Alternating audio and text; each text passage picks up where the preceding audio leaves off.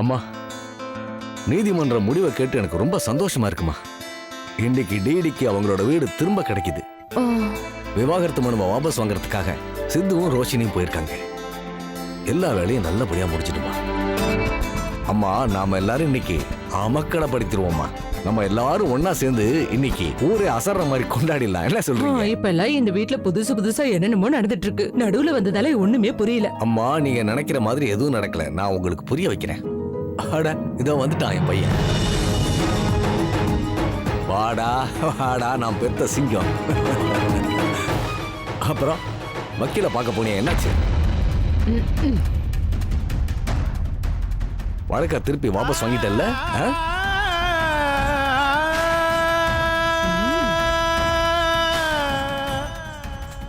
ஆமா, ரோஷினி எங்க? கோயிலுக்கு போயிருப்பா, அப்படித்தானே? என்ன சித்தார்த் உம்முன்னு நிக்கிற? ரோஷினி எங்கன்னு சொல்லேன்டா. அட சொல்லுப்பா, ரோஷினி எங்கப்பா? ரோஷினி வரல. என்ன? ஏண்டா வரல?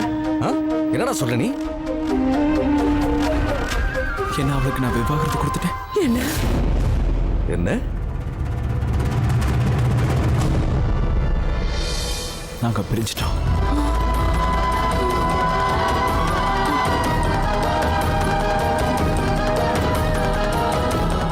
இங்க பார் சித்தார்த், இன்னைக்கு ரொம்ப நல்ல நாள்டா. விளையாடாம சொல்லு. நான் ஒன்றும் விளையாடலப்பா, இதுதான் உண்மை. இந்த உண்மையை எவ்வளவு சீக்கிரம் நீங்க எல்லாரும் ஏத்துக்கிறீங்களோ அவ்வளவு சீக்கிரம் நம்ம எல்லாருக்குமே நல்லது. ரோஷினிக்கு விவாகரத்தை கொடுத்துட்டேன். நாங்க பிரிஞ்சாச்சு.